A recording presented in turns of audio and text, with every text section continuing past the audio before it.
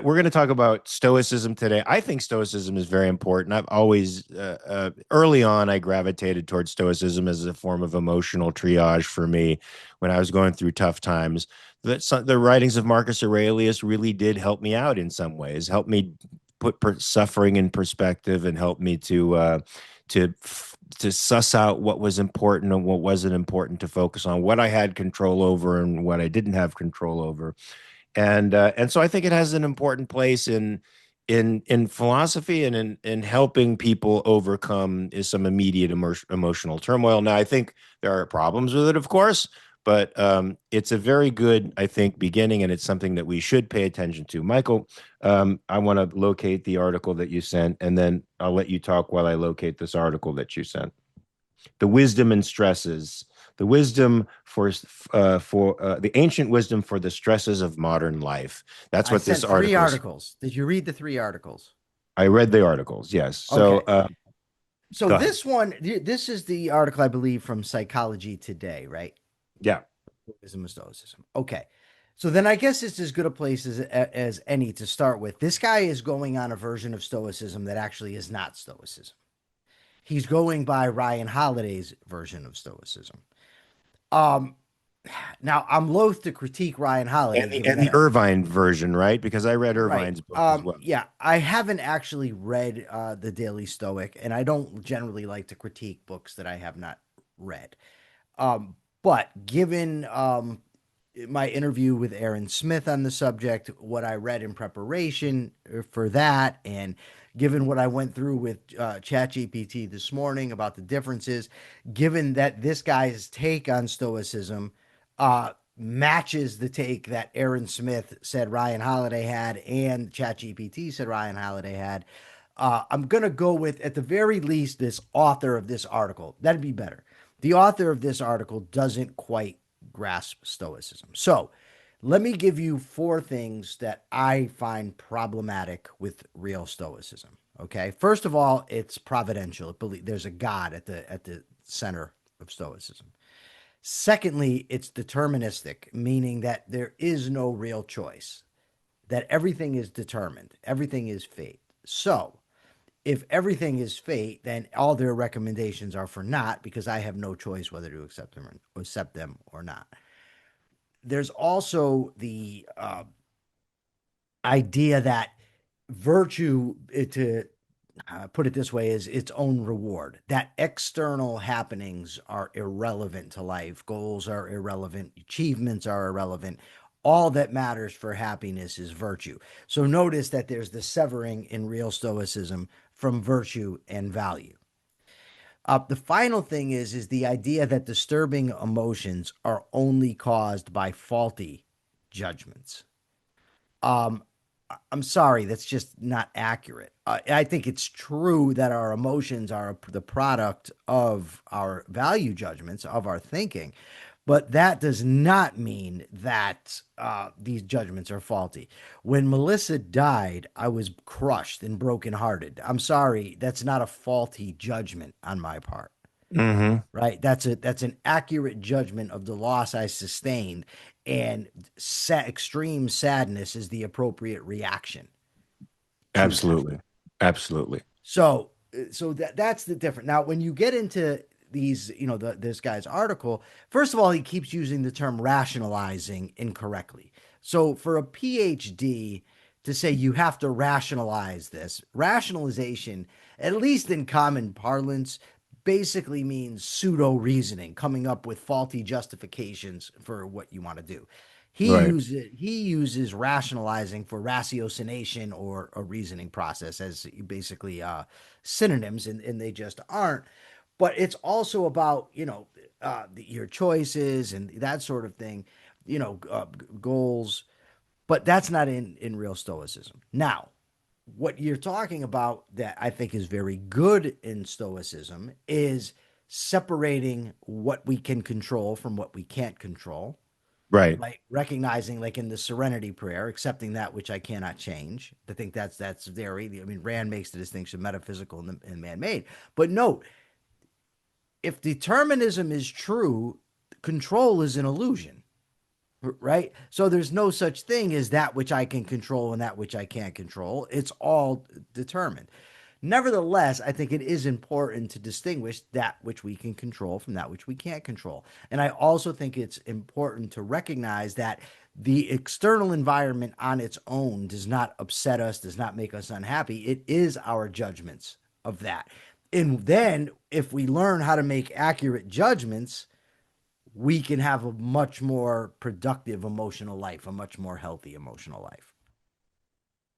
Yeah, I couldn't agree more. I mean, even with a lot of those issues, my early experience with Marcus Aurelius did help me out of a lot of emotional problems.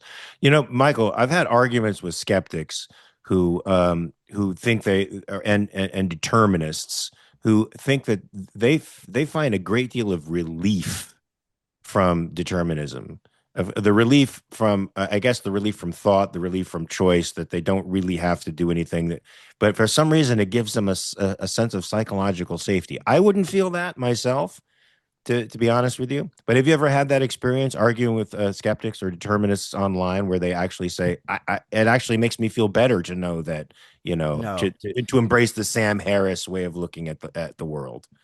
I have not actually come across that, but I don't know what the point is. Like the it makes me feel better that I accept determinism. Okay, but you've had no choice but to accept determinism. Like embedded in every statement they make is the implication that they have choice, which in fact, if they're correct, they do not.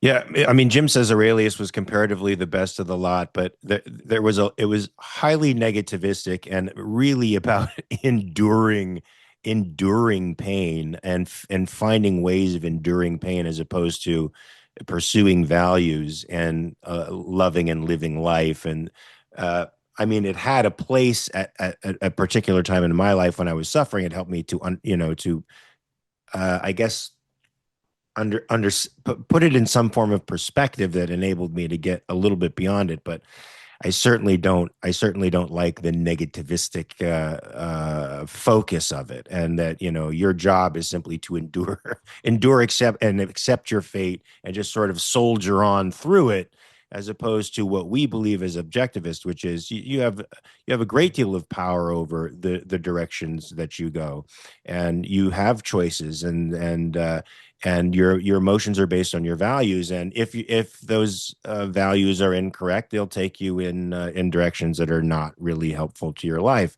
And us questioning our premises all the time enables us to discover values, and it's perfectly fine to feel emotions. I find that a lot of people who gravitate towards stoicism also are afraid of emotions.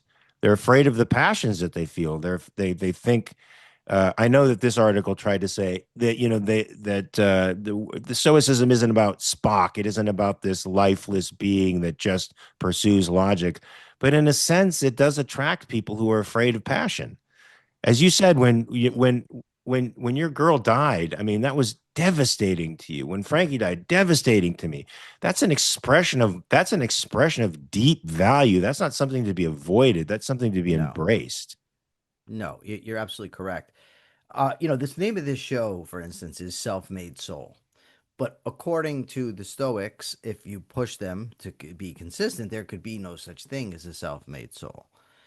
Um, Also, I think we can't push it hard enough that the idea of severing virtue from value, principles from results, the whole reason you want to practice virtues, you want to live a virtuous life, isn't just so that you can run around telling everybody, hey, I'm virtuous, or so that you can, in your own mind, talk about how virtuous it is, while you're suffering from leprosy or, whatever. The point of virtue, the point of principles is so that we can achieve things in this world, so that I can get the things that I need, that I want, that are good for me, right? So that I can enjoy that good meal. I can enjoy a nice meatball grinder, right? I want to be able to enjoy a great meatball grinder. I want to be able to go Sub sandwich. to these restaurants that Mark has promised he's going to take me to the next time I see him. This Michelin star restaurant. I want to be able to go, to see a great movie, listen to a great song, take a nice ride.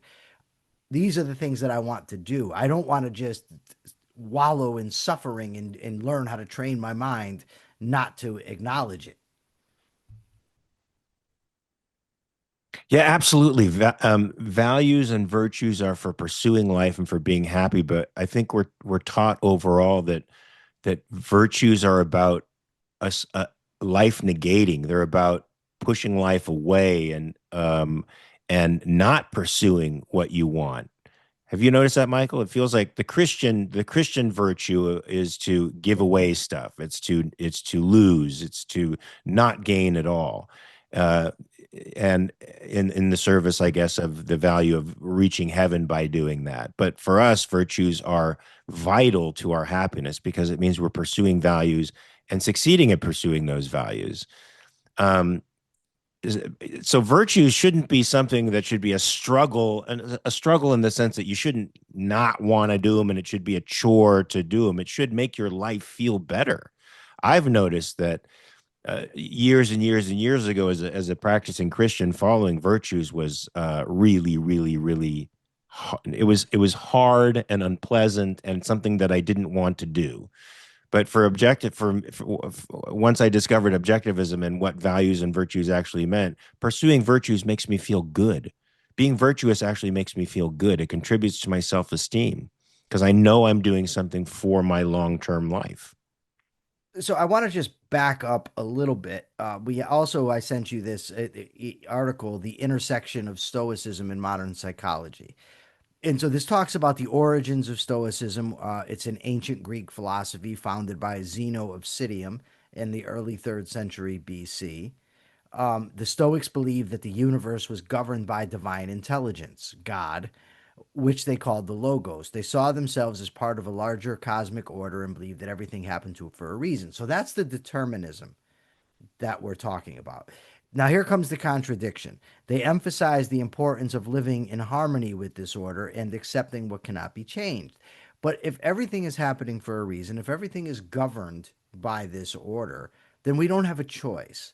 So, the key principles of Stoicism that they talk about here, it's the key to a happy life. So, it is accurate to say they're not against all emotions, right? The key to a happy and fulfilling life is to cultivate virtues such as wisdom, courage, justice, and self discipline. But note again that these things, as we've talked about, are what is the point, for instance, of having wisdom if that wisdom is not going to help me to accomplish anything in reality? Why practice justice if the results are irrelevant? Why have self discipline if it's not going to lead to my flourishing in the world? Uh, They emphasize the importance of living in accordance with nature and saw reason as the guiding principle in human life. That's great. But now here's something. The Stoics believed external events are beyond our control, but we can impact them. We can't obviously control all external events, but there are actions that we can take. There's causes that we can initiate that help to bring about the results that we want. They also taught that controlling our emotions and reactions, we could achieve a state of inner peace and happiness. I don't believe that it's possible to control your emotions in the way that they seem to be insinuating. How do you think they're insinuating it? Because when you say I think we can impact our emotions by the thinking that we do or fail to do, but our emotions still come at the moment of impact of an emotion. You cannot control the emotion at that point. That would be suppression, right? To just say, I'm going to control the emotion. I'm going to feel happiness right now, or I'm going to feel sadness right now. You obviously can't do that. But we can, I don't know that that's what they're advocating. I'm just saying, taken to its logical conclusion. If you're saying that I can control my emotions, that means I can control what emotions I'm feeling at any given moment, and I simply cannot do that. So they go on in the article to name, many Stoic philosophers: Epictetus, Seneca, Marcus Aurelius, like Jim said. Wait, before you go on to that, I want to tap on this subject a little bit more because I agree with Tap you it. that you can't control the emotions that come up, but you can control your responses to those emotions and how you Yes, act out those emotions. that's true. And I've heard, and you may know this a little bit better than me because you know more psychology than I do, that when people get mad, let's say, and they express that frustration and anger, they let it out under the idea that holding back emotions somehow makes them sick in some way, that they actually become angry people. It actually makes them habitually more mad, as opposed to a person who has that, that somebody cuts them off and they feel like going, oh, fuck this son of a bitch. But rather than doing that, they control the way in which that anger comes out, and they find another way of Right. expressing it or not expressing it, and they are actually happier people as a result. And they don't have this habitual. They don't train themselves to be habitually angry all the time. You know what I'm saying? So I do. Now, we may have some Googlers in the audience, so fact check me on this, please. But uh, I believe that, if you go back to the Freud and, the Freudian psychologist, the idea was that it's cathartic to express anger. Mm-hmm. So if I'm angry, maybe I'll go beat up the punching bag, or, I'll yell and scream, that sort of thing. But subsequent studies have shown what you just said, that, yeah, when you do that, it just makes it worse. It doesn't actually help. It's there's not this cathartic discharge. I don't know. There's some dirty discussion in the chat here, but I don't know what it is. I just came across. Okay, that's getting sick. But anyway, the idea that it's cathartic to just express all your emotions, it turns out not to be true. I don't think that the alternative to that, though, is suppressing all your emotions. I think feeling your emotions and using your reason to sort them out is the way to go, neither suppressing the feeling or acting out on it all. Yeah, I mean, I came up in the world of psychology when anger workshops were an actual thing. I don't know if you ever went to these things in prison or anything, but you'd get around in a circle and No. people would express anger, and they'd have a pillow in the middle of the group circle, and they'd have like plastic baseball bats, and people would just randomly attack the pillow, and they'd go out of their minds or they'd primally scream, and it was like. I don't know that that solved. I don't know that that solved anything. It was is sort of insane, and I feel like it. I feel like you said, it promoted it. It didn't. It didn't. It didn't make the anger less. It wasn't cathartic, for sure. It made it worse. And I remember asking Nathaniel Brandon one time, does emotion cause a disease state? Like if you have anger and you're angry all the time, does this cause cancer the way people say it does? He says, I don't think that kind of thing is true. He said, I think what could, precipitate an illness like that is not being aware of your emotional state. So you're rageful and you're angry, but you're not aware of it. You've suppressed it so much that it's no longer in your consciousness. What do you think about that? And it's a little bit far afield, but do you think that suppressed emotions can lead to physical illnesses? Uh, yeah.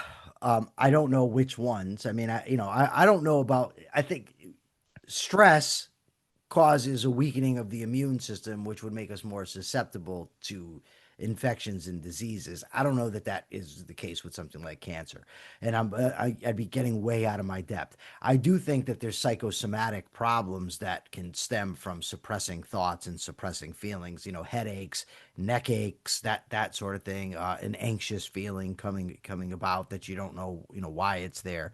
But beyond that, I'm not comfortable speculating. Mm-hmm. Copy that. Did you want to continue with this article? Yeah, I did actually, Mark. Yes, I Go did. ahead. Go ahead. I don't want to interrupt you. And do you have a meatball grinder with you while you're No, reading? I do not. Last night though, I went to Wingstop. You ever been? Is there a Wingstop in California? Yeah. Okay, I've never been to a Wingstop until yesterday because it was next to Starbucks. I went to Starbucks, I got my coffee, then I went to Wingstop. And they've got this list on the wall about the spiciness or the heat of the various sauces. Mm-hmm. I just went and I got the top heat on my wings. Um, wasn't that hot. I mean, it was hot, but it wasn't, not like advertised.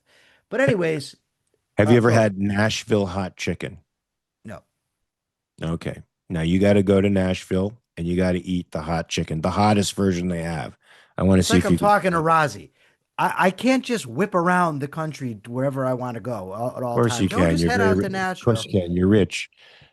I'll say, go ahead. Continue with the Okay, article. so what we're going to start is the Mark Pellegrino fund, where Mark is going to fund my various trips wherever I want to go. Or you're going to have around the country with Mike Liebowitz, funded by Mark Pellegrino, and maybe Rozzy will throw in a few nickels.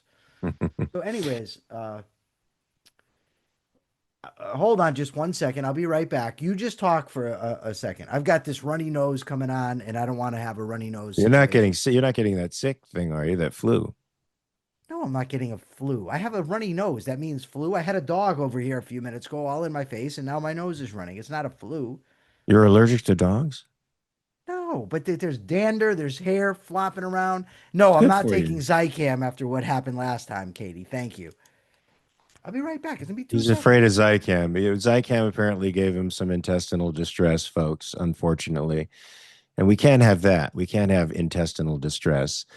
I don't remember what chapter we're on here, or what paragraph we're on here. But let me just read straight from it, and we'll pick up from whatever spot Michael wants to pick up from. The Stoics believed that the universe was governed by divine intelligence. He said that. Oh, you're back, but you can't hear All me. right, we've got snow. It's snowing here. Very, very, very. So we're into the key principles of Stoicism. Were I'm we? just reading the chat. The chat gets very interesting around here. All right, let me. Diane is sending me a text that she's hungry and lonely. I don't know. What am I supposed to do? Okay. The core concepts of modern psychology. Modern psychology is a fascinating and complex field that encompasses a wide range of theories and practices. It is the study of the human mind and behavior, and it seeks to understand how people think, feel, and behave in various situations. Love it. One of the core concepts of psychology is the interconnectivity of our thoughts, emotions, and behaviors. This means that our thoughts and emotions can influence our behavior, and our behavior in turn affect our thoughts and emotions. I think that's all great, great Yep. stuff. Yep. Right? That the bottom line and where the Stoics are absolutely correct is on how our thinking affects our emotions and both impact our behavior. That's absolutely correct. Now, in psychology, I don't know if we talked about it on here or not, but they have there's two types of coping that they talk about. Problem focused coping and emotion focused coping. And I think that both are vital. So, problem focused coping, and again, feel free to fact check me because it's been quite some time since I actually read about this stuff. But problem focused coping means that you're acting on your environment to change a situation that is bad. Maybe you're in a destructive relationship, so you get out of it. Maybe you're stuck in the snow, so you shovel your way out. I mean, there's an abundance of things, but it basically means altering the environment so as to get a better result. Emotion focused coping is when you use your thoughts to alter the way you feel about a situation.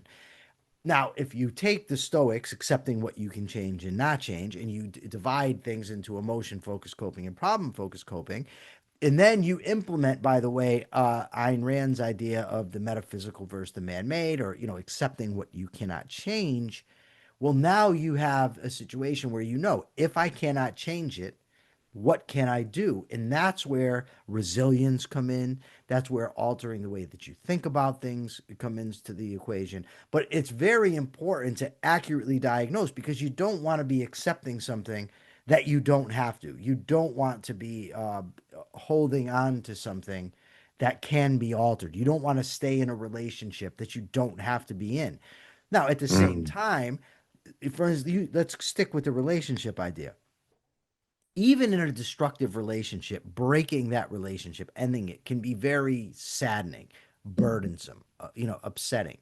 So if you end a relationship because it's the right thing to do, Now you might want to use the emotion focused coping, alter the way that you view the situation to help you get through it and feel better. You might remind yourself, when you start to think, oh, but it wasn't all bad, remind yourself of why you got out of that relationship. Remind yourself that you're going to be okay, that this is not the end of the world, that now you're opening up a new, a horizon of things that you can be doing, relationships that you can be pursuing.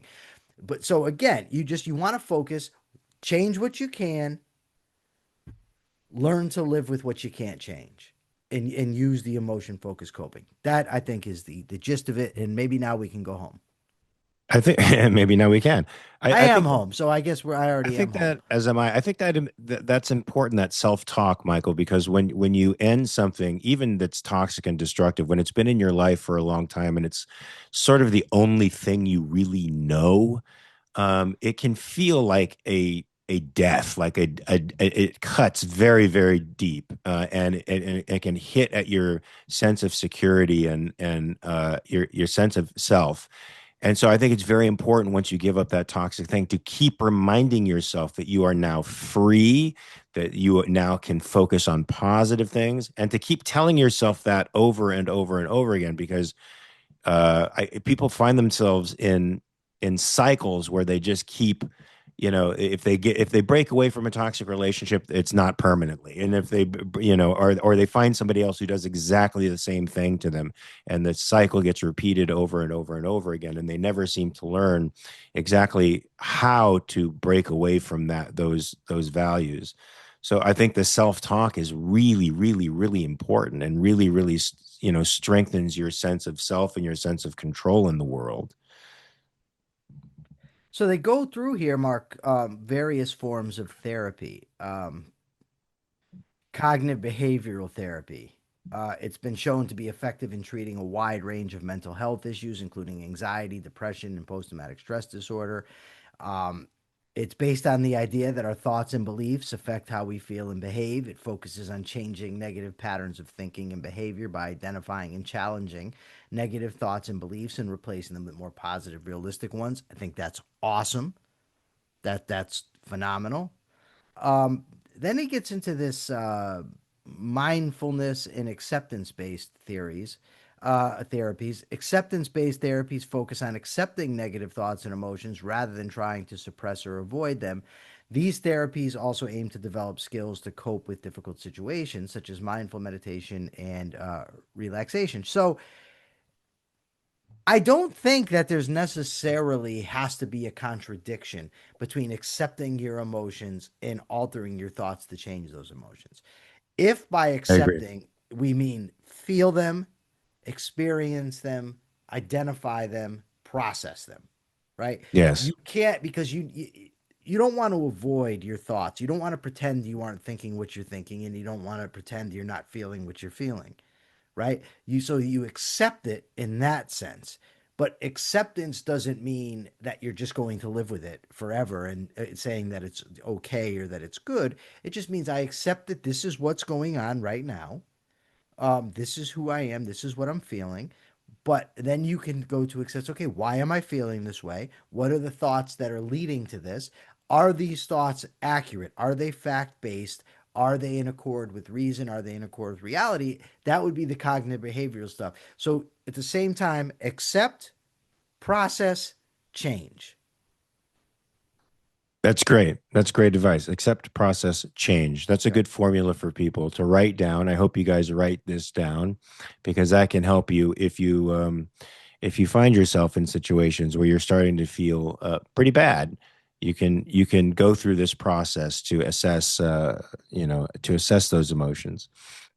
Um, yeah, so I like that, and I don't think there's any contradiction between accepting emotions either and being aspirational and wanting to change them and to aspire to feel better.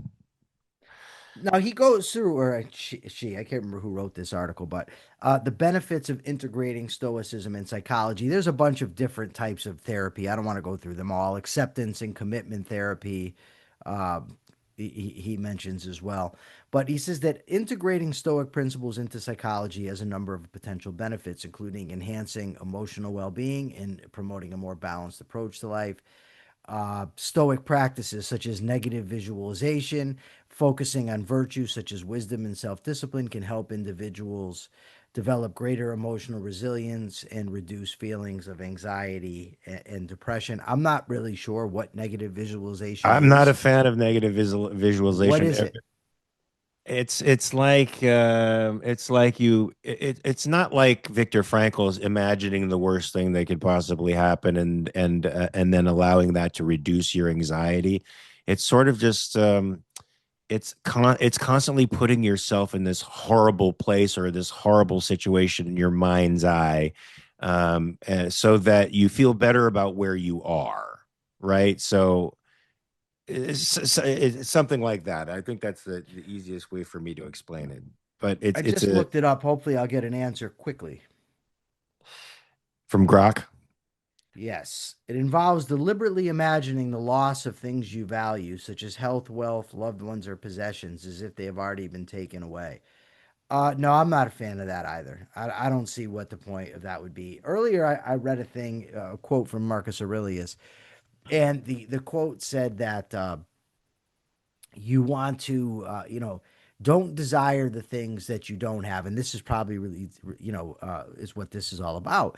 Don't desire things that you don't have, but just imagine if you were to lose all the things that you currently have, and then think about how much you would desire those things. And I'm thinking, well, there's an inherent contradiction here, Mr. Aurelius, because what would then happen if I lost all these things? You would then tell me, don't desire these things. So what you're telling me is that my values ultimately don't matter. That I should just be happy with whatever I have. I do think that there's wisdom or like a benefit, for instance, like when I was in prison and I read the narrative life of Frederick Douglass, the autobiography of Frederick Douglass, and I read Man's Search for Meaning by Viktor Frankl. It was tremendously helpful to me to see how these men suffered and endured through no fault of their own. And then when I compared my situation that I was in, where I had a television, I was able to read, I had visits, I could use the telephone, and I was in this situation through my own making. When I compared it to what they went through no fault of their own, it allowed me to have perspective. I find that to be healthy. But just sitting around imagining that I lose everything I care about, no, that's not for me. No, in fact, I feel like the purpose of that is to destroy your value, your sense of value for that thing, right? If I just imagined Frankie dying all the time, it would just make me emotionally numb, and it would make me a negativist entirely. It would destroy me emotionally. It wouldn't be a great thing. It wouldn't be a liberating thing at all. No. It reminds me, I don't know how close the analogy is, but it reminds me of it, so I'll say it. In The Count of Monte Cristo, have you read it? Yeah. So you remember when the Count is going to give the guy, I don't remember who the guy is now. I think it was his original employer's son, if I'm not mistaken. Again, it's been, maybe 15 years, but anyways, he's going It's to reward him. But before he'll reward him, he wants to make him think that he's lost everything. His girlfriend's dead, everything's gone, he has nothing. Because he says that only then can he really appreciate these things. mm, And that is just asinine to me. hmm. Yeah. I That's it. That's mean, all I get is a mm-hmm. well, I agree. What if I you were to agree. lose a meatball grinder? How would you feel about that? Marginally bad because I like meatball submarine sandwiches, which is what we call them here in California. Yeah, but you've been other places. I've never called it a meatball grinder anywhere I've gone. There's a place called Meat and Bread over in Vancouver. They have the best meatball sandwiches probably on the planet. They don't call them meatball grinders. Well, I guess you don't know any Italians, despite your last name. That's all I'm gonna say. um, okay, did you want to continue with We this? actually have shops. Franklin Giant Grinder, for Okay, instance, yeah, over here. okay, that's good. You're being very stoic about your lack of knowledge of grinders. What else am I supposed to be? I mean, I Katie now I wants us know to look at her shirt. What is on her shirt? What's on now I Katie's know shirt? now I know what it is. Who wants us to look at their shirt? Katie. Are there any questions, folks, about Stoicism? Yeah, First let's of get all, some questions going. because there are some things that are very helpful in Stoicism, of course, and then the iterations of it from Irvine and stuff are somewhat helpful. I think if you're in a deep emotional turmoil, but of course there are problems and contradictions to it, and I think Michael has covered quite a bit of them. Um, Oh, Anna wants us to look at her shirt, not Katie. what does the shirt say? I don't know. It says she has a dirty mind. She wants everyone to know. I don't know why. You should see the discussion they were having earlier. Not stoic at all. Very well. Did they hear anything about the Stoicism that we were I talking don't about? know. I Or don't know if it's possible to carry lust in your heart and listen to stoicism at the same time. so yes, okay. I will try to show you guys my Frankie tat, my new Frankie tat, but I want you to know that he's got some lotion on him, so he might be a little shiny and hard to see, but I'm going to give it a shot, okay? So let's see if it works. Oh, Um, Daria. Who's Daria? We have someone new in the audience. Hi, Daria. Am I pronouncing it right? Daria? can you see Frankie? I can. Can you see Frankie? It's a very Yes. beautiful, realistic portrait of one of my favorite pictures. I just got it yesterday, That's and nice. I'm very happy about it. I'm very happy to have Frankie on my bod for the rest of my life, Michael. I don't know if that's very stoic of me. Is it stoic? It's Is that not. It's no, not. not at all. I think I'm going to get a tattoo of Mark on my back. You have to get it. You have to get it as a tramp a tramp stamp. Tramp stamp. If I do that, I won't be saying tap it. I promise you that. That's so Jim says, funny. please no. Look how jealous Jim got. Do you see that? Did you pick up on He did that? not get jealous. He just Yeah. understands that a tattoo of my face on your back would be extraordinarily strange, and it just wouldn't work. It wouldn't There work was a for guy you. in prison who had a bald head, and on the back of his head, he had a tattoo of a face. That figures.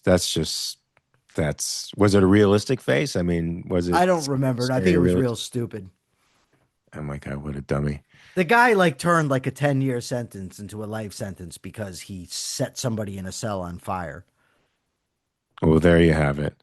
Now Uh, that guy, the guy that got set on fire, maybe should could have used some stoicism. I'll tell you that much, because that's a so rough also scene. Jim says jealousy not a factor, not one of him either, please. So don't put a tattoo of Jim on your back either. It's weird. What if I show the It's receipts? weird. I have the receipts of Jim imploring me to get a tattoo of him.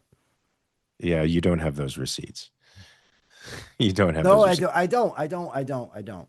So, But questions, comments, and concerns about Stoicism, guys. Have you tried Stoicism in your search for happiness, in your spiritual searches for happiness? Have you tried Stoicism? Was it good for you? Was it bad for you? Tell us what your feelings are and thoughts are about this very interesting philosophy that is experiencing a resurgence now. I think as people are searching through our nihilistic culture for something to hold on to, something that will help them make sense of the world. Anybody have any questions, comments, or concerns about Stoicism? I need some. Okay, I need some questions coming forward. Please Well, ask away. Ask how we've applied these principles in our Per- lives. Ask. Persephone Uh, says her asshole boss recommended the Daily Stoic to her. It was vaguely helpful. Did it help you deal with the fact that he was an asshole? Is that what it was? I mean, he's certain that him being an asshole is certainly something you cannot change. And so you have to, I guess, adjust your attitude towards him or quit, I guess. So, she did yeah, quit. there you go. So That you would be took action. problem focused coping. That wouldn't be emotion focused coping. That would be. I'm looking at the. I almost said Boston, Atlanta, because I see it at the bottom of my screen. That would be problem focused coping. That's a good idea. I see a very nice dog up here with Teresa Fritz. I don't see a dog. You probably don't have it on the right set of the gallery up top. That's probably why. I thought I saw Teresa, but I don't see There's a two dog. Teresas. There's two Teresas in Oh, the there we chat go. chat. There's Teresa Fritz. Yes. Hi, puppy bear.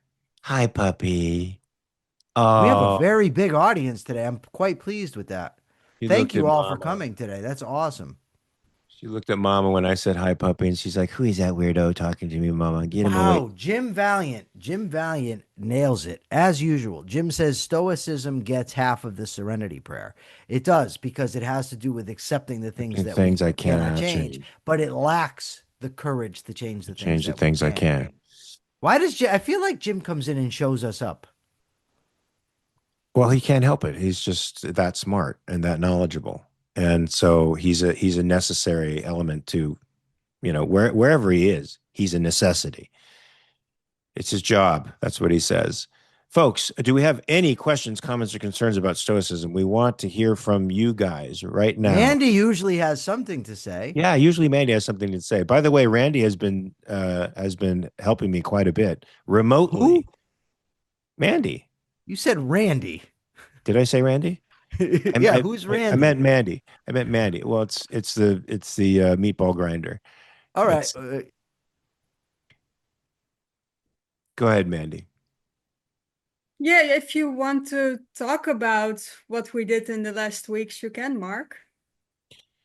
Yeah, so she's been doing some Reiki stuff on me, and this is remotely. Now, I have been a skeptic of this kind of treatment for ages and ages, but I did notice real changes in my emotional life that were happening, real changes in my attitude that were happening, and then she would DM me and talk about what she'd been working on, and they happened to be exactly what I was feeling at that moment.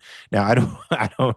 I'm not saying correlation is necessarily causation, but I found that very, very interesting that somehow she was working on these particular aspects of my life and my interpretation of life and my feelings about things, and those particular things happened to be sorting themselves out, and I was feeling exactly the way she was saying I was feeling. So I thought that was very interesting, Mandy. Yeah, but during those sessions, I feel what you feel. So, yeah, that's pretty much what's going on. Now there was a Reiki master. My doctor is a holistic medicine guy, integrative medicine guy. So he integrates all kinds of different techniques into his style, and he had a Reiki master at his office once, and I tried the Reiki. I don't remember feeling any particular benefit from it, but in this case, I can't say that didn't happen. I felt real changes going on, But every not knowing that you were doing what you were doing. but every Reiki master is very different. It's just like snowflakes. You just have your level 4, and from there you pretty much practice, how you're channeling things, how you're feeling things. And I know some really, really bad Reiki masters actually, but also some really good ones. Mm-hmm. But even the good ones are all completely different. And I Yeah, also DM'd you about trauma work, so you can look into that as well. yeah, that might Your be very story. helpful for me too. But I certainly felt passages clearing. I certainly felt a lot of stuff moving that wasn't moving before. I So I think you really have to release some traumas, I'm sorry to say. oh, I've got tons of it. I've Yeah, got I tons of know. it. But I think you have sometimes to it's release some to feel way better. sometimes I can release it through work, which is great because I work in an emotional field and I can use my imagination that helps to open myself up to that stuff and release it through work in a constructive way. But of course, that's not always the case. Um, Uh, Go ahead. they stress, and this is the first thing that came to my mind when you mentioned this, that many positive findings could be linked to placebo effects, touch/attention, or relaxation responses rather than a unique energy transfer. The thing is, I would buy that if the person was in the room with me, and so it was the touch and it was a placebo effect that was happening while I was there. But this But was you happening. didn't even know I was working on you in first. I didn't even know you were. And then when you discussed it with me, when you told me after the fact, it was exactly what I had been experiencing over the last couple of days. And exactly where you said there were energy blockages was exactly what I felt previously to that. So it's a very interesting phenomenon. Maybe I'm Michael sorry. also has to book a session. No, Michael has to call Codswallop on this, and I'm sorry, Mandy. He's But going the to call reason Codswallop. I have to call Codswallop. The reason I have to call Codswallop is because the integrity of the show is on the line, and I'm not going to seem as if we're promoting this spiritual practice of transferring energy. There's no definitive studies on the effectiveness of this. There's the studies that have been done are poorly done, and any benefits could likely be attributed to the placebo effect. Yeah, this Uh, is true, but nonetheless, this is just my own personal experience. It doesn't have anything to do yeah, with the integrity of the show. Just my own personal experience with this has been very positive thus far. I don't know where it's coming from. I can't definitively say scientifically that it's the result of this therapeutic process, but something is happening, and I am aware of it happening, and that's all I know. And I'm also aware of the fact that you didn't tell me you were doing it until after the fact, yeah. You ever which read is a horoscope me. by any chance? I do read horoscopes from time to time. Okay. People will read a horoscope and then say, "Oh my God, this describes me perfectly." The problem is it can describe multiple people because your mind focuses on the Sure, things that you know rather than the things that you don't know or don't apply. So the sure. fact of the matter is that you do personal work. If you're feeling these problems within yourself, you're probably working on them on your own. And then when she comes and says, "I've been working on this abundance of things," my guess is that there's things in there that didn't apply. You ignore those. You focus on the things that do apply, which you've been working on anyways. Uh, I've seen this done in person, by the way, this Reiki thing. And Hmm. I'm just going to say, not much evidence that it actually works. Yes, I'm going to agree with you, but still say that my own personal experience is a little different. I don't think I ignored things that didn't fit and only embraced stuff that did fit. But I don't want to take us too far afield with my own personal experience, Mandy. But whatever it is you were doing, I found interesting and helpful. Don't stop. Just keep trying. I want to experiment with it and see how it works.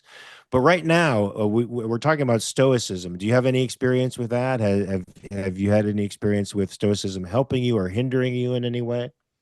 Well, I didn't really know about it, but when I was reading the article, I actually felt that it was a lot what I was already doing. So that I also wrote a lot about it in the chat. Like it was pretty much my way of living already, even though I didn't know the word of it. But I actually So, had a off question for Michael, Go if he ahead. still wants to talk with me. Sure, of course. Ask whatever you want.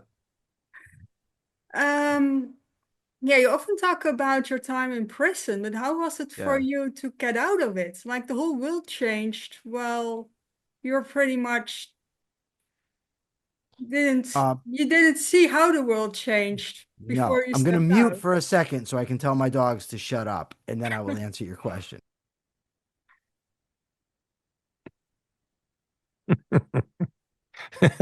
I'm glad he didn't tell me to shut up. No. We were pretty close The to that interesting point. we could see you going. never. I have no problem listening to contrary viewpoints or dealing with contrary But viewpoints you're not ever. open to try it.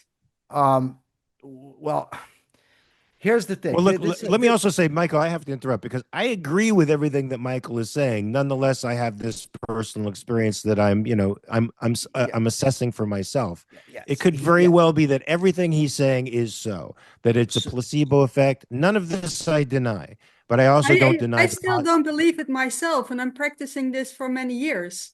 so Okay, But it's so I also don't deny the unbelievable that positive it effects of worked. whatever is happening. I just don't know where it's coming from, and that's the best I can say is I don't know where it's coming from that positive things are happening. Go ahead. so The problem with asking me if I'm open to trying it, I would absolutely sit there and let somebody do the whole, all that stuff there. I don't, that wouldn't bother me. The problem is when I was at the paranormal conference with Mark, where Mark, by the way, was afraid of a doll. Um, I saw a First of all, I psychic. wasn't I wasn't afraid of the doll, but I was not going to take the doll out of its cage and throw it around the room, which is exactly what Michael wanted to do. So I met this psychic, very nice woman. I actually interviewed her on my podcast. She was a psychic. And so I went and I paid her the $45 and I sat because I wanted to get the experience to see what she said. She said all kinds of things. This was maybe 6 months after my girlfriend died. And she was telling me what, my emotions and the spiritual and what all these things. It had nothing to do with the elephant in the room, right? She didn't mention it. So then she asked me what I thought, and I told her. But it turned into, well, because you're not open to it, it can't work, right? So the problem with these kind of things is the idea that if I don't believe in spite of evidence, then I can never get the evidence. Well, you don't have to believe it as long as you don't block it out. I had a lot of people who didn't believe it, and then after it worked greatly for them. Like Mark. Well, well, here's the thing. But I can't erase skepticism from my Skepticism is brain. good. Yeah, I can't erase that. So, I mean, block it out. I mean, I don't know. I'm just not. My mind is trained to immediately come up with questions and objections whenever somebody makes a claim to me. It doesn't matter what it is. It's what I do. It's comes from habitual self analysis, the analysis of the people with whom I deal. I'm constantly trying to figure things out. So people sometimes get aggravated with me and say, "Oh, I'm not here to be analyzed," but I don't intentionally set out to meet people and analyze them. It's just where my mind goes. And so if I was to sit down for Reiki, I would immediately start looking for reasons why it didn't work. And yeah, that's just the way my mind works. But I don't know. Then you could say, well, that's why it doesn't work. Well, the only time that it didn't work was a friend of mine who thought the exact same way. Yeah. Well, look, can I say I want to intervene here for a second because I'm similar to Michael. I have a friend, my old friend, who's sick right now, who believes in the supernatural, and I try to talk him out of it all the time. And he tells me he's going to come back when he passes away, and he's going to show me signs that he's there. I say I don't think that's going to happen. Okay. I talked to him a little bit about Frankie. Like Frankie is the only person who's passed in my life whose presence I still feel around me. And sometimes that it becomes a visual presence, but I attribute that to my imagination. I attribute that to my own mind. I attribute that to my yearning for him and my love for him. And my doctor told me when he started putting me on this peptide treatment for my shoulder, he talked to me about the particular peptide they were going to use, and he asked me to read extensively about it. And the reason he said that is because I believe strongly in a placebo effect. In other words, your mind can have a great deal of effect if you're open to it on influencing the symptoms of your body and in curing your body. Your body does want to heal itself, and your mind being open to that can help it do that. And even they've done experiments where people are taking a sugar pill and nonetheless they get better because their mind is accepting the fact that it's possible to get better. So there is such a thing as a placebo effect that I interpret this spiritual phenomenon that I'm experiencing with my dog as part of that, and potentially the effect that I'm feeling from the Reiki the same way. I'm very open to that. Why, Michael? Because I'm an actor. I'm an actor. So actors are open to all kinds of different experiences. And so it could be that I'm open to that placebo effect. And the best I can say is I don't know why these things happened. Everything Michael says could be exactly true. I'm working on this stuff. I'm working through it constantly, unconsciously, consciously going through this stuff. It's always on my mind. and that just makes the shifts happen. I just found it very interesting that everything you said was exactly what I experienced. And I'm talking about changes within, changes from negative to positive and blocks that were cleared that you would not possibly have known about that I did know about. So, whatever the explanation for that is, I can't say that there's a logical explanation for it. I can't even say that they're related to each other. I don't know. I just know that what you described was what I was experiencing. Especially the Jim, first time I worked on you, it was a very big surprise for me, actually. Like, I could Yes, you said that. understand that you were, like, your heart chakra was inflamed. I didn't even know that was possible. Which, Michael, I had just recently had a test, which I didn't tell her about. I just recently had a test that showed heart inflammation. So, that was, Seriously?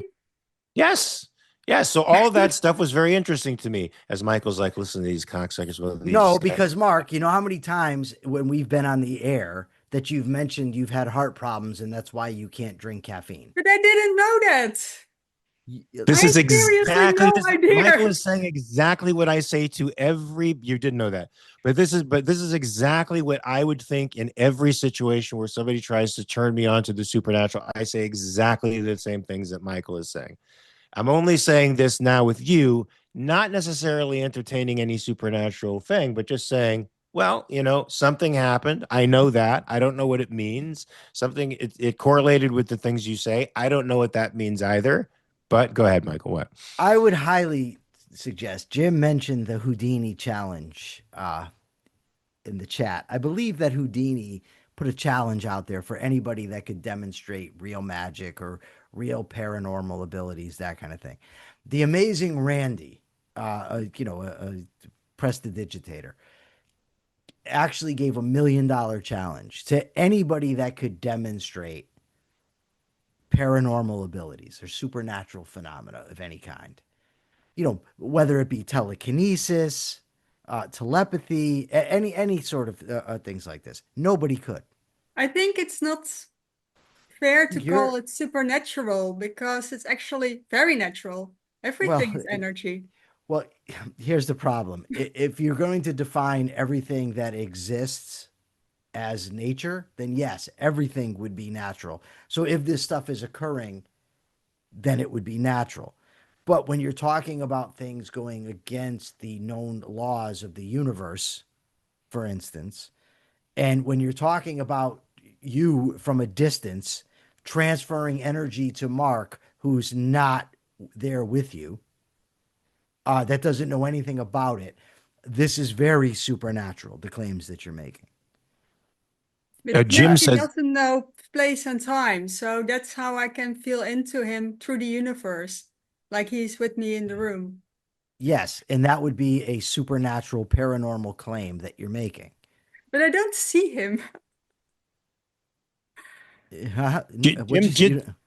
yeah, I don't understand where that fits into what Michael just said, but Jim said something that I had heard as well, that Houdini promised to Yeah, contact his wife from beyond the grave. If anyone could have, it would have been him. So he said, if there's a way that I can yes, contact you, I'll do it. He never did. yes, yes. Nor have That I of had course, anybody contact me from right. beyond the grave. So, but to get to you asked me a question about what it was like getting out of prison.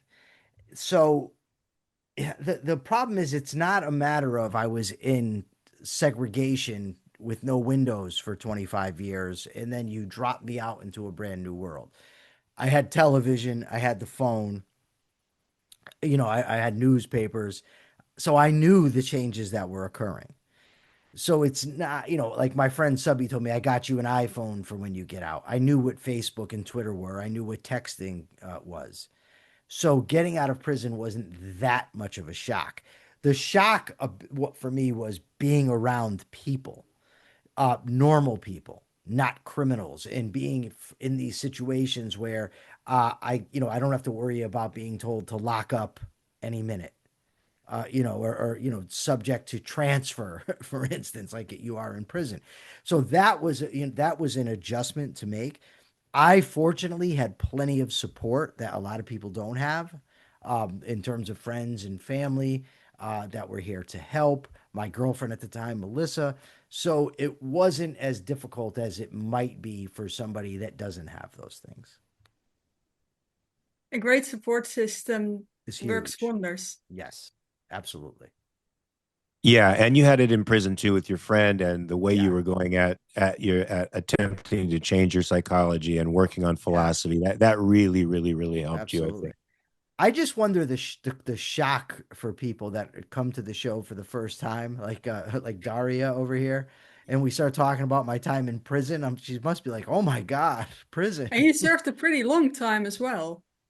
I Like would here, say you don't very even long get time. that for mass murder. No, no, Like in the Netherlands, you barely actually get prison time. no. I think the maximum sentence in Oh, 20 years or something, isn't it? Norway is 21 years. Yeah, 21 years for murdering another human being. Crazy. Well, murdering probably multiple human less. beings. Probably Yeah, like 10 yeah, years. yeah. That's the max you can get. That's Yeah, unbelievable. but I no don't. one gets the max. No, that guy. What the hell is his name? Who killed this like the 70 people or whatever? Yeah, I yeah. don't. The guy Who does who went to that Breivik? camp or something. Yeah, the I guy can't who remember killed all his those name. kids. Yeah, Yeah, I think it was even like 170. yeah. It was a lot of No, it people. was I like don't. 75. It was like 75 kids or something at some camp, and he shot I them know all. the It story. Like it was a lot indeed. Indeed. was one of the worst. It was one of the worst mass shootings in Europe, in European history. What did he only get? Like 20, 21 years, right? Yeah, if I'm not mistaken, and I may be incorrect about this. Again, this is one of those things. Was it when it's been a while? Yes, I believe it was Norway, and I think though in Norway they can reassess you to see if you're ready for release, and maybe they can still hold you longer than what the actual sentence calls for. But I'm not positive. In the Netherlands, you can get a life sentence, but mostly it's like 10 years plus treatment. And if you don't get better because of the treatment, then you stay in for the rest of your life. Okay. But Well, it is a treatment center and not a prison, like a mental health care system. I don't know how I feel about that. Michael, how do you feel about that? That the prison system is a mental health care system as opposed to a prison. I Um, love it actually, because that way people can actually get better. Just locking people up doesn't gonna work for anyone. Mm. Plus, it's hard to find a job afterwards, of course, so it's very easy to get back in out old habits. It probably depends on the kind of therapy that they're offering as well. I mean, yeah, Michael, you sought out a kind of therapy that was actually very helpful for you to change your thinking, but yeah. I don't know that that's the case everywhere. I actually spoke to one of the heads of the Norwegian prison system. I spoke to him. He was in Connecticut to talk about something. I was at the state capitol.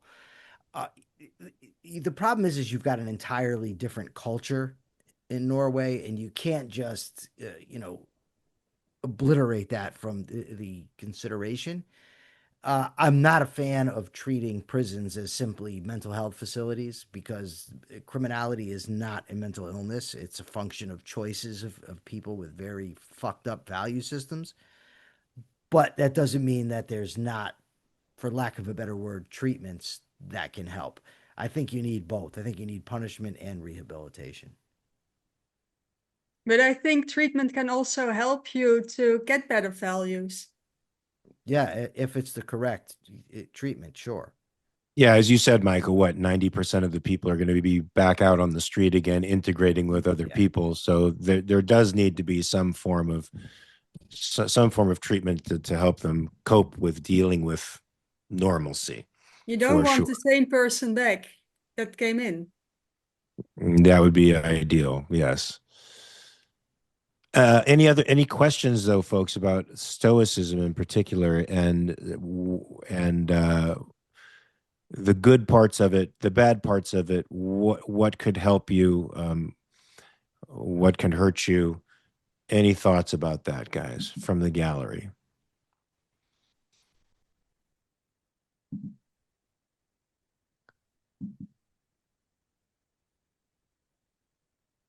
We have furry creatures everywhere, which is great. Maybe that's all one needs.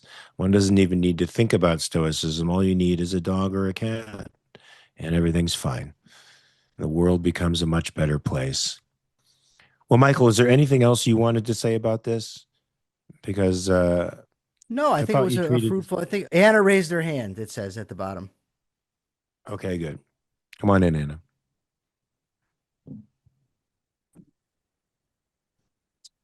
Hi. Hello. Hi, One second. Anna. So, I already said that in the chat, but I have a dinosaur because I'm playing Jurassic World Evolution, and it's not about Stoicism. I talk about that in a second. I call him Mork. Thank you for that. It's a Cerator. Oh, for fuck's sake, what's the fucking name of that fucking dinosaur? Give me a second. Currently playing. Is it a carnivore? Is it a carnivore? Yes, Nice. with like little and Velociraptor? Is it a No, velociraptor? Okay. it's a big one. Oh, is it the one that's And bigger than the T-Rex? yeah, related to the T-Rex.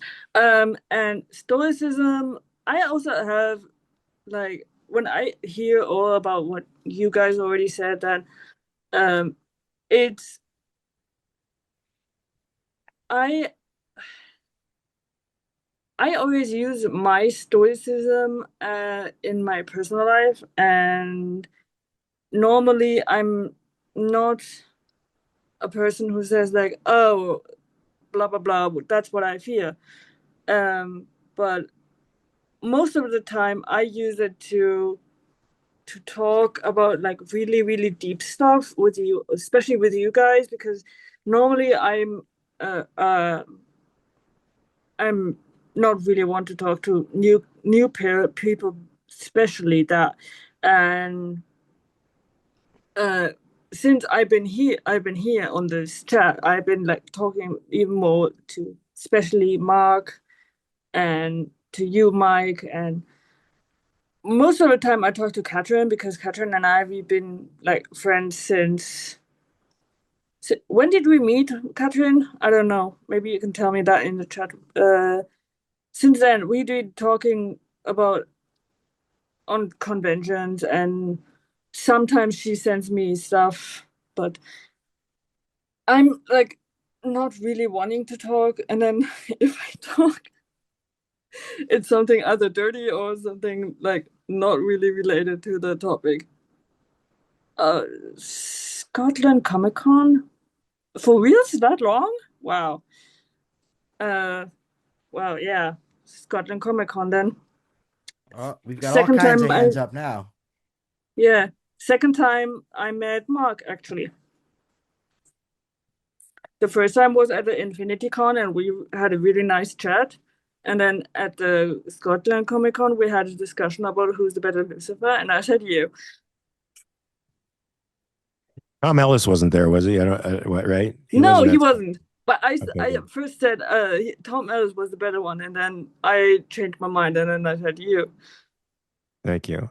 I'm glad I was able to convince you of the truth. And also, I'm coming to Austria for the Austria Comic Con. Oh, good. It'll be good to see you over there. Maybe only for a day, because I have so many conventions planned, and I just can't afford to like travel a lot because I'm working also a lot. So yeah, I get it. Well, I'll be in Portugal too, and Lithuania of all places. We'll see if Putin kidnaps me in Lithuania. please don't. Well, thanks for your support, Anna. Thank you You're welcome. for joining the show. We hope you get some value out of it. Catherine's got her hand up. She does. Oh, look at that. Look at that. Now that is a loving cat. Look at the love on that cat's face. Just so content, so happy. He's What a falling good asleep baby. right now. Yeah. Yeah, I wanted to say, because of what you mentioned earlier about the imagining the bad stuff kind of thing. Mhm. I don't necessarily believe in the supernatural, but I think if you, for example, hold on, he pushed some button. Oh, now he's like, don't fuck with me. Cats, man. That's Yeah, exactly what Cody really is to. dangerous animals. So when I had my dog, it's now 18 years ago, but he had some cancer, and I read up on that stuff that you shouldn't treat him like he's ill and will die, because that could have an impact on him on the subconscious level that he gives up earlier.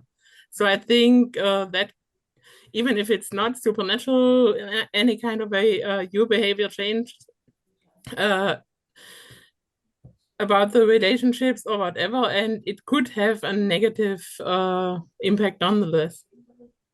Yeah, I agree with you. That's sort of in that placebo effect Yeah. realm. I remember when they told my mom she had 3 months to live, she died exactly on the day that they said that she, was going to die. That was had she set her mind on living, I'm sure she could have gone a lot further than she did, but she just simply accepted their verdict, and her body went accordingly. So there is something to be said for that. Um, Unfortunately. Yeah. Yeah. Yeah. Well, that's where I think positive talk can really help. I really do believe in positive talk. Not the kind of talk that is evasive, where you're trying to suppress feelings and pretend like things are okay, but just, keeping yourself hip to the fact that you're being a good parent. You can be a good parent to yourself. Does that make sense, Michael? Like, a lot of people are bad parents to themselves. That they're hypercritical, in a way, a bad parent, as opposed to rationally critical of the things they need to change and supportive of themselves as human beings, and then, giving themselves a little bit of hope, a little bit of light at the end of the tunnel with the self-talk. Yeah, I mean, I like the analogy that you can be a bad parent to yourself, treating yourself poorly. You can look into transactional analysis. That gets into that each person within themselves has a parent, an adult, and a child. And where the parent can be overbearing or punishing, that sort of thing. So yeah, I think it works as an analogy. It's good. Yeah. Well, thank you, Katrin. Thank you. Take care. I think we have one more hand up before Yes. we go. Katie, Yep. Hi, Katie. what's up? You're muted. There you There. go. Okay. So, okay, as far as the Stoicism thing is, I never actually knew what that was, but it sounds a lot like what they always teach you in church and crap, which I don't go there anymore because when a church says they have to pray about getting rid of a pastor that got in trouble for sending nude pictures to a teenage boy, why would you have to pray about firing a pastor over that? But anyway, so I don't go there no more. But they always teach you about filling your mind with positive thoughts, because the more you do that, the less room you have for the negativity and everything. But here lately, I've been, doing that a lot more. I have managed to actually still keep more of a distance between me and Logan. Like, I still talk to him. I've let him over once since I pushed him out. As soon as his behavior started going where I thought it was going to go, I sent him home. I told him, look, it's my choice. You have to go and you have to respect it. He left. That wasn't an issue. So he's getting somewhat better, but I'm still keeping a distance. I have to keep reminding myself that it's better for me mentally, to, keep my boundaries set with him. And so, I mean, I've actually caught up on a lot of sleep the last few days. But I'm also working on getting a better sleep patterns down as well. I have been up and out moving a little bit more the last few days as well. Because I did actually go a point where I was not doing anything. I was literally sleeping steady for like days. But I'm Oh, working on getting better with a lot. That's good. Yeah, you got to move. You got to move around. Sleeping for days is not healthy. Yeah. Sleeping 7 or 8 hours is healthy, but sleeping 12, 13 hours, not good. You got to get up, you got to move around. Otherwise, your body's going to eventually not be able to do what you want it to do. So, just for the sake of your Uh, own long-term health and well-being, get up, move around, walk, exercise. If you can, lift weights, eat the right foods, and you're going to find that those things are going to make your life, you're going to start moving in the right direction and start feeling like moving in the right direction yeah. is good for you. Yeah, I'm waiting because like I should be getting back on the scholarship thing for the gym that I was going to before, so I'll be able to get back into doing that too. And Mandy, as far as your question goes, I'm working on that factor because loving myself is not an easy thing to do because I don't like the fact that I'm still limited on things that I can do. And when I'm used to being able to do everything. Well, So you shouldn't dislike yourself for that. It's some of that stuff is beyond your control, but what you can do is therapeutic work on yourself, therapeutic physical work on yourself so that you can bring your physical body up to its highest potential under the circumstances that you're in. And that's not going to happen by sitting around eating or watching television. It's going to happen by doing hard therapeutic work on your body. It's not going to be comfortable. It's going to hurt. It's going to bother yeah, you until you get strong again. So, but sitting there and beating yourself up over the fact that you have injuries from these terrible car accidents and isn't going to get you anywhere. But certainly, a I know. therapeutic work is the way that's going to get you back to some semblance of physical health. It might not be 100%. It might not be exactly where you'd want it to be, but it's certainly better than where you are. And what do you think about that, Michael? I mean, you know, she had a terrible car accident, and it's made life very, very difficult for her. Not impossible, but difficult.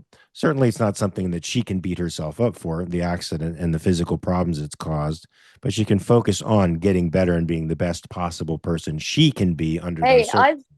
I mean, I've been pushing myself to do things because, like the other day, I ended up having garbage. Usually, I have Logan take my garbage out because I got to take it all the way downstairs and all the way around the back of the building, which it's hard for me to carry, without having my assisted device to walk. It's hard for me to carry things, but I went without the device, just me carrying the two bags, and I actually did it myself. So Good, that's yeah. I was hurting, but I did it. good. I was I think that's muted. good. I didn't even know it. Go ahead, Michael. What were you going to say? No, I think that you made a lot of good points, Mark, and I think it's good, Katie, that you're pushing yourself. It sounds great, and I think that today's uh, episode can actually go a long way toward helping you to learn how to alter both the way that you think about things and to alter what you can alter. Very, very, very, very, very, very important. Good, Katie. I'm glad you're progressing. Keep progressing, all right? Because Yep. life is good. I at least try to do at least a little bit of something every day, even if it's not much. Because I mean, it just depends on how much pain I'm in to how much I can do, but I try. There's a okay. Life is an art, so you do have to respect the pain to a certain degree, but you also have to challenge the pain too. So just remember that. There's Mork. How you doing, Mork? Thank you very much. Where's the feathers is what I want to know. Apparently, these guys had feathers. Dude, Nanu I nanu. swear I'm gonna get Logan one of those T-Rex blow up costumes, and I swear to God he would wear it 24/7. This boy, his favorite thing to say is "rar." It's Okay. frustrating sometimes because anything I say to him, like I can say I love you, I get "rar." Hey, can you do All this? "Rar." Bye, "rar." right. You guys have a very interesting relationship. Well, good luck with it. It sounds like it's improving. I hope it I'm continues to improve. hoping now if I could just get him to go to school because like anything that I try to get He's him an to want to adult. go, he's still not going. Yeah, He's an adult. He's an adult, and that's beyond your control. So all you can do is make the suggestion. He can follow it or not. That's up to him. yeah. I would just love to see him with a diploma, but he's got to go to school to do that. 6 credits away. That's Well, all. yeah, well, that's on him. So you have to try to, I think you have to try to reconcile yourself to the fact that he's an independent, autonomous being right now. And if he does not want to push himself to succeed, he won't. You can suggest to him things, but that's all you can do. And to get yourself mired up and frustrated in the fact that he's not going to do what you want him to do will only cause you more and more psychic pain. It's not going to solve the problem. I mean, I understand he's your kid. You're going to be upset by the fact that he's not realizing his potential. That's natural. But you also have to understand that he's not going, if he doesn't want to listen to you, his life is his own. And if he flops on his face, maybe this is something that has to happen for him to actually rise up and actually do the right thing. Some people do have to hit rock bottom, man. To use a term in AA, some people just have to hit the bottom before they understand, what they have to do to rise. Yeah. His dad messaged me earlier, and maybe he'll do what his dad wants him to do, because his dad's going to try to sit him down and fill out an application where he works at to try to get him on where he works. Maybe that'll work, because that'd be good money for him too. It's like 20 something dollars an hour. All right. Well, good luck. I hope that happens. We'll see. Yeah, it'd be nice for him to do something for himself. Well, don't bet on it and don't get too caught up in his life. Yeah. All right. Best of Thanks. luck to you, Katie. Thanks. Yep. Well, folks, I think have we come to the end, Michael? Have we come to the end of our We've session? come to the end. It's been an hour and a half. I thought the stuff that Michael talked about with Stoicism was very helpful, I think, for all of us to understand what Stoicism really is, and the positive things we can take from it and the negative things we can leave behind. Take those positive things, folks, into your life and apply them if you can, and let us know how you're doing. We'll see you next week, of course, with something new, something interesting to talk about. And until that time, folks, keep on aspiring to be better. I think that's a very healthy thing. Accept where you are, but aspire to be better. All right, guys. Thank you so much. Great seeing you. We'll see you next week. Peace. Right back at you with Frankie.